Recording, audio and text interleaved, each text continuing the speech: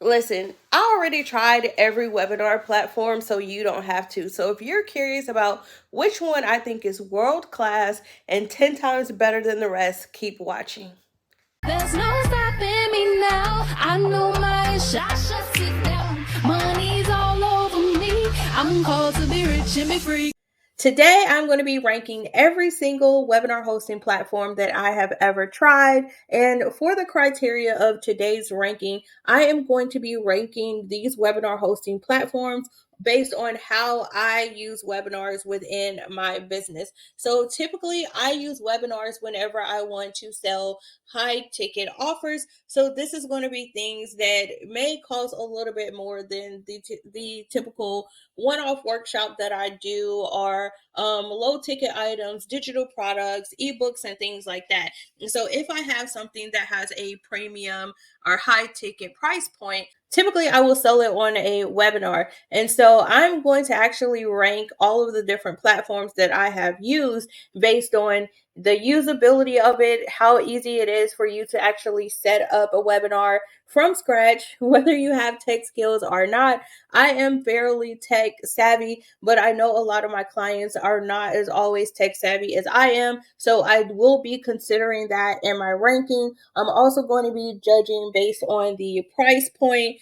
And I'm also going to be talking about the overall user experience that it provides for your webinar attendees, as well as some other things, just overall my brand perception and other criteria as we go along. So as we talk about some of these things, I will mention specific features or lack thereof for why I am giving the rankings that I am giving. So you can see all of the different webinar platforms that we're going to be ranking today down at the bottom: Zoom, LiveWebinar, GoToWebinar, WebinarKit, WebEx, Expertise TV, and WebinarJam. And I do want to mention before we get started, WebinarJam and EverWebinar are the same thing. So pretty much WebinarJam is for live webinars.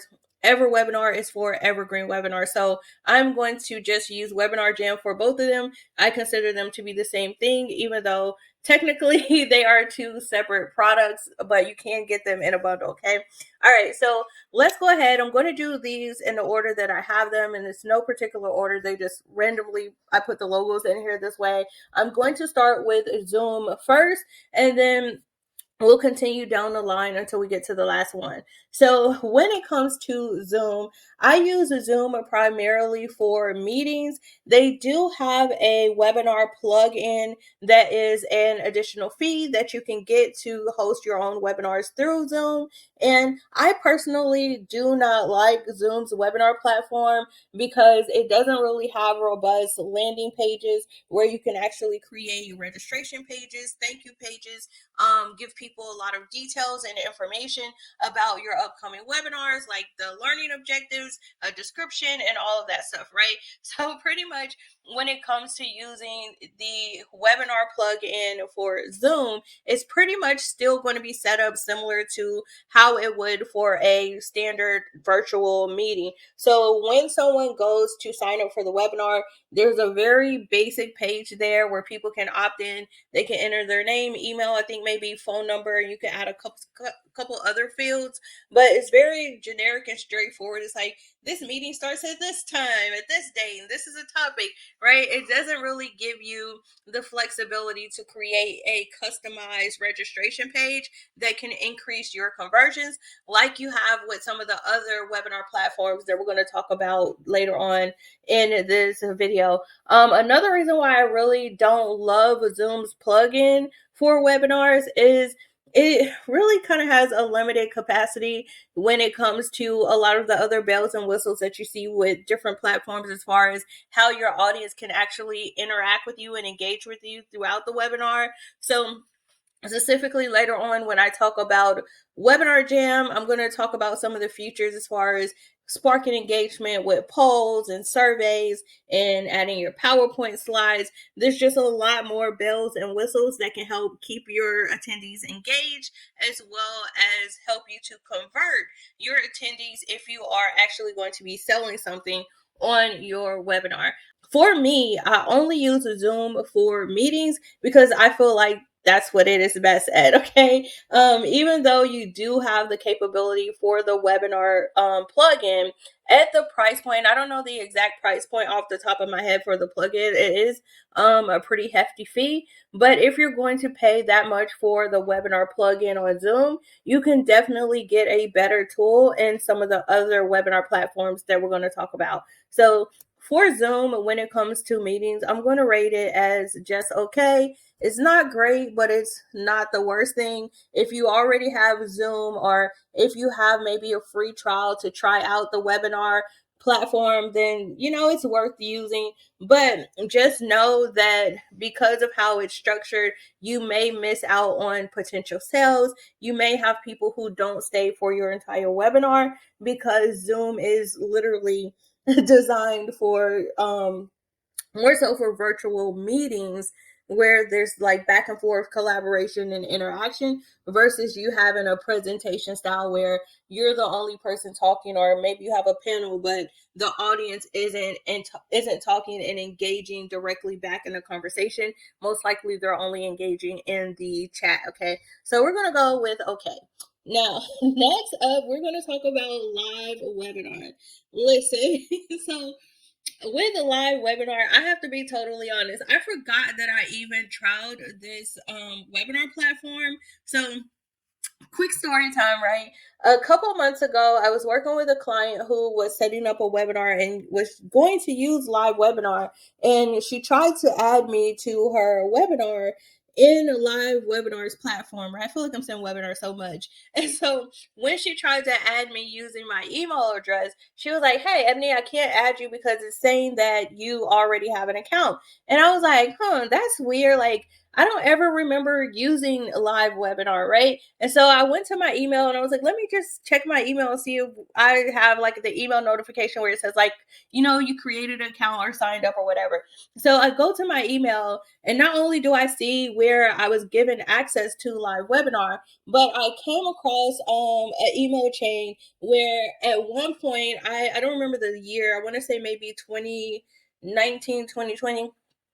Live Webinar actually reached out to me to review their webinar platform on my YouTube channel. And full transparency, I ended up not even doing the collaboration because they did give me like a 1-year free access to the platform so I could go check it out. And so as I was actually setting up a webinar to do my video, it was so challenging. Every step of the way, I had questions.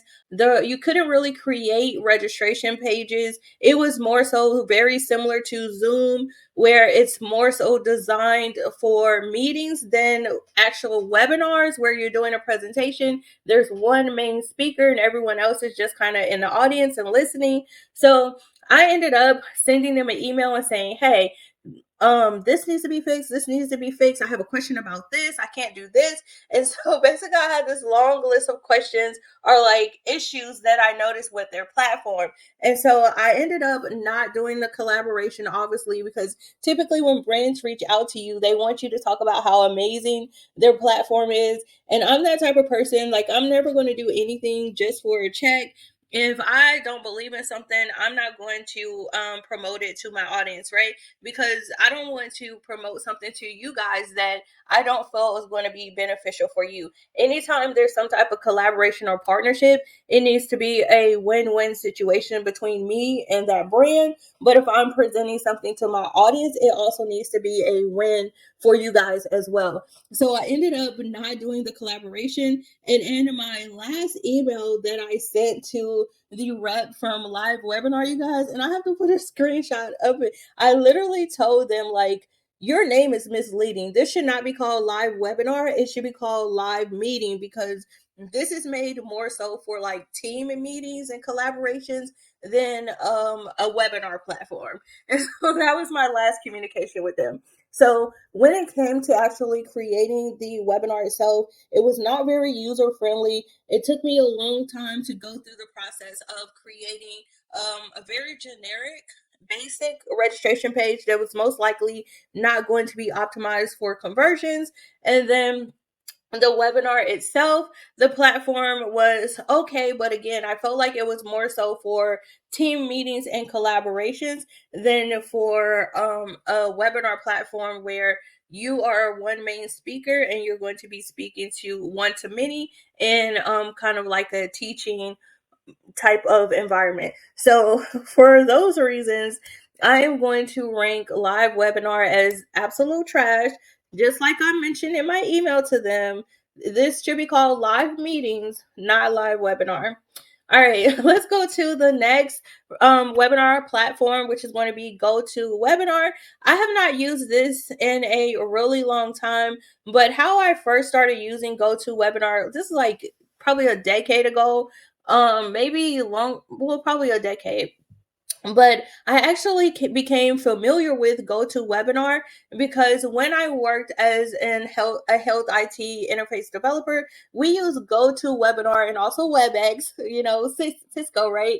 For most of our team meetings. And definitely whenever we would have like those all hands on deck training sessions or those required meetings that everyone has to be at, that is pretty much how I use both GoToWebinar and WebEx. So I guess I'm gonna do WebEx next since I'm already kind of talking about it. So overall for GoToWebinar, when it comes to setting up your webinar, it is fairly easy to set up. It is a little bit more complex than some of the other tools we're going to talk about, but it is a whole lot easier than LiveWebinar was.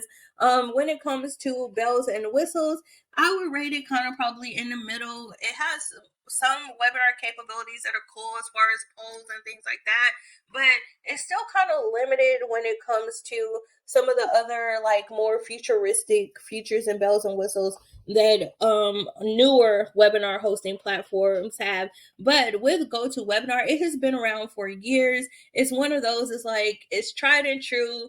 They're like, we've been here for a while, we don't have to keep up with these other new people in the game. Like, we ain't new to this, we true to this, right? So I'm going to rate GoToWebinar as okay, but there are tools that are better, but there's tools that are a lot worse, right? So we're going to go ahead and go middle of the road with GoToWebinar, and I'm going to skip WebinarKit and come back to it since I already kind of talked about WebEx. It's very similar to GoToWebinar.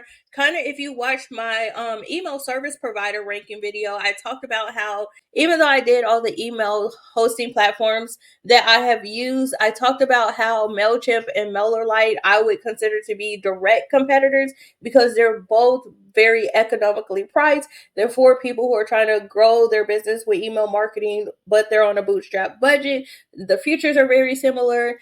And the same thing is going to be true when it comes to GoToWebinar versus WebEx. And so I'm going to drop WebEx as okay. There's tools that are better and worse. I would consider WebEx to be a direct competitor to GoToWebinar.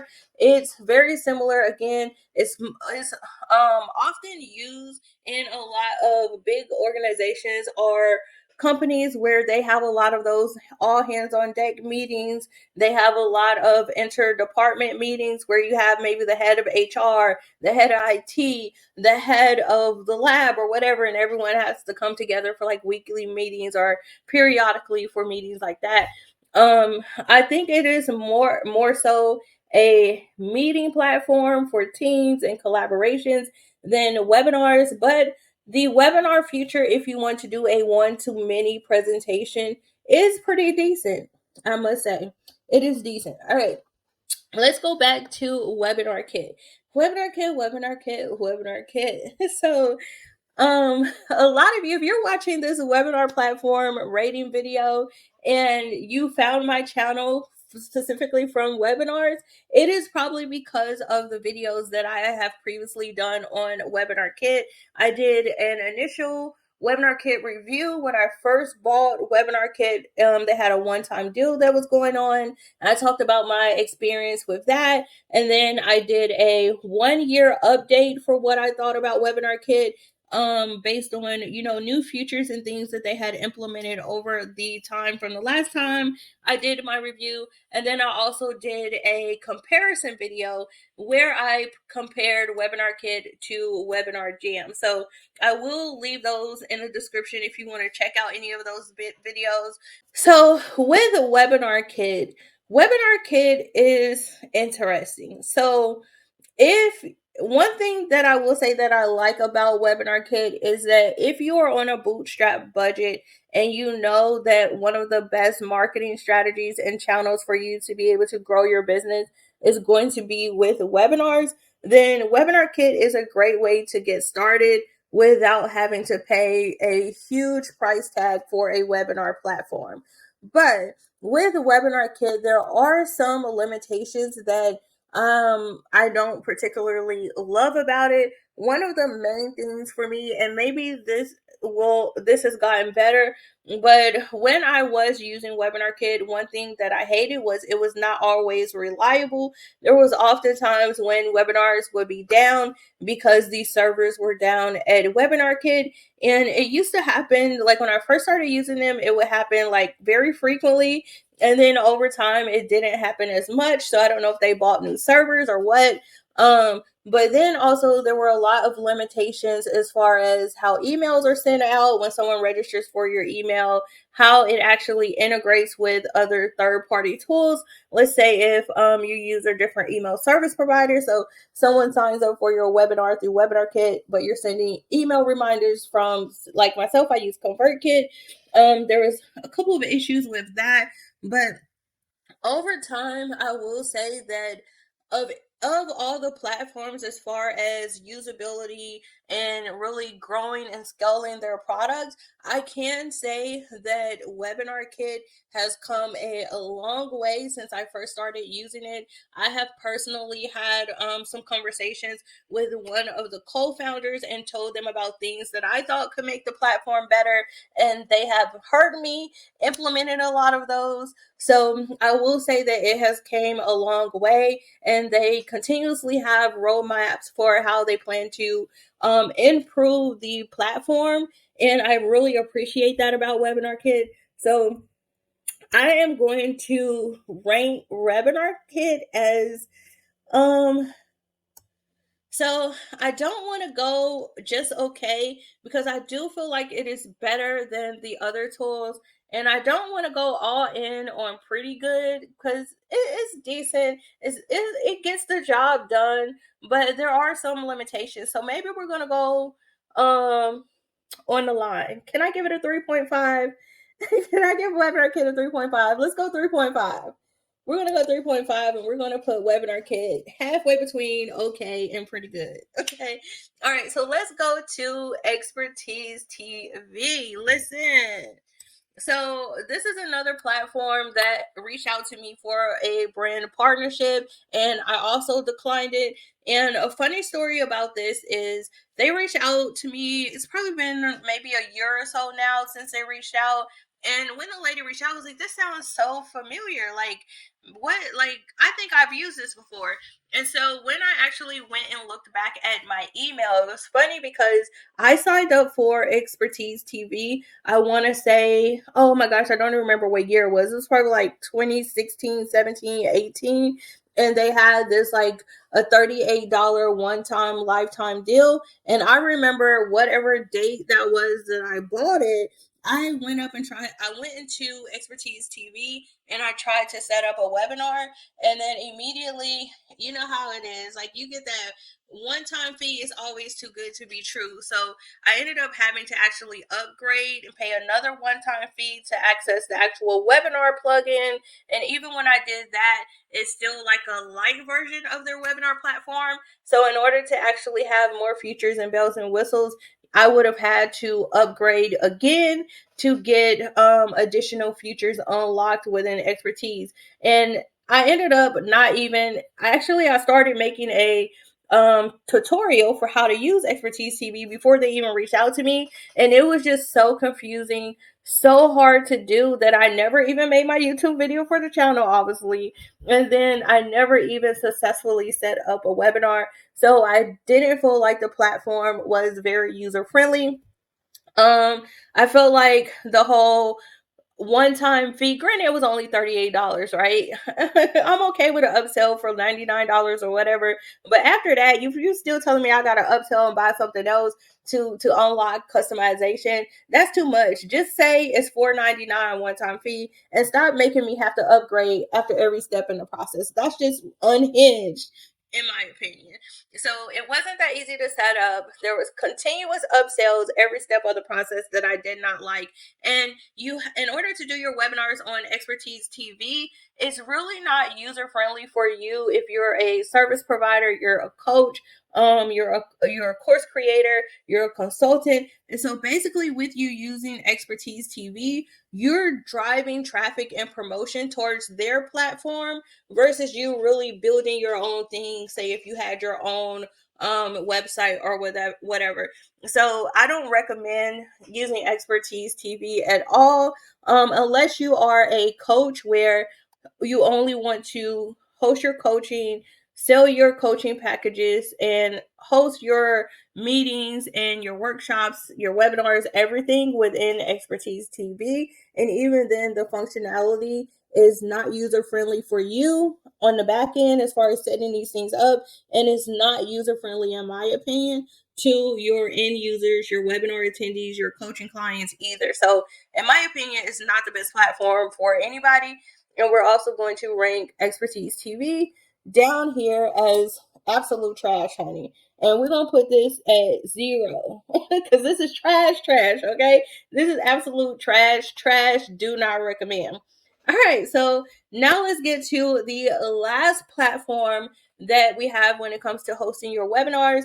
And honestly, this is my favorite platform, but I still don't recommend it. And I know you're like, Ebony, what? How's it your favorite platform, but you don't recommend it? So when it comes to WebinarJam, the pros about WebinarJam is the fact that WebinarJam and EverWebinar are very, very, very easy to set up. It's easy for you to add your title, your description. You could create custom landing pages, registration pages, thank you pages, all within the app itself. You can also easily plug in if you want to create your own sales pages, registration pages on your own website and just redirect there. You can do that as well. You can send emails directly from WebinarJam or EverWebinar, or you can seamlessly integrate with your third-party email marketing service provider.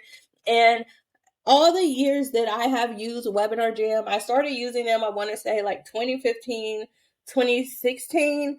I have never had any downtime. I have never had any technical issues. It's really easy to set up. It provides a great experience for you on the back end as well as for the user experience for your webinar attendees. When it comes to keeping your attendees engaged, it has some of the best features. It has polls, you can add presentations, you can add videos, you can invite other presenters.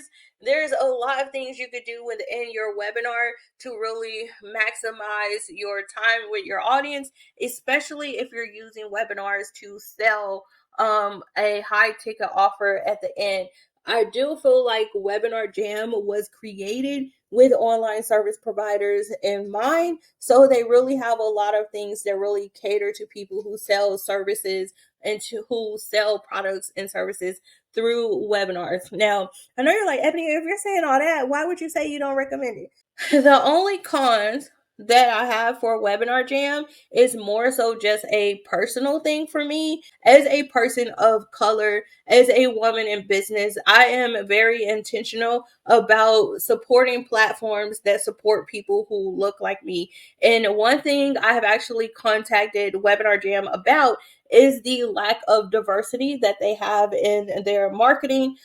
Typically, you don't see a lot of people of color. You don't even see a lot of women. And a lot of their marketing is guerrilla style marketing that is targeted towards cis white men. And you mostly see cis white men in their marketing, in their case studies, in their testimonials. But one thing I will say is I don't know exactly when I sent that email to them. It was probably over a year ago at this point for sure. But I did notice one time I was in their Facebook group and I did see that they had a couple of people of color on their staff that were a part of the success community and they're answering questions and things like that. So that was good to see. I don't know if they implemented those things because of the communication that I sent to them. I never got a response back to my email, but I do know that they received my feedback. And I don't know if them adding that diversity was a result of that or if it was just natural or what. But I can say that I have started to see, at least on their team, more people of color and women as well. But overall, I am going to rank WebinarJam and EverWebinar as a 4.5. I'm not going to push it all the way up into world class because of my personal reasons. I feel like it can have more diversity in its marketing and its messaging, and then also the whole card situation. Don't be changing my expiration date on no card, okay? But overall, I do feel like it is a good platform that is out there. Of all the platforms that I have personally tried, it is tried and true. It is the best. It is the one that has brought me the most leads, generated the most sales. It is the one that is most consistent. The registration pages are optimized for conversion. The webinar platform itself is optimized for you to get conversions. And like I said, I feel like they really understand the online entrepreneurs. They understand how a lot of online entrepreneurs leverage webinars for sales, and they really cater to that audience. So there you have it. That is my tier ranking of every single webinar hosting platform that I have ever tried. Let me know down in the comments below this video. Do you agree with my rankings? Have you tried any of these webinar platforms? How would you rank them? What would you rate as the top webinar platform? What do you think is the worst? Let me know all the tea down in the comments below this video. As always, thank you so much for stopping by my internet home. Make sure you like, comment, and subscribe, and turn on those notifications so you can be the first one notified anytime I upload another tier ranking video just like this. Bye, y'all.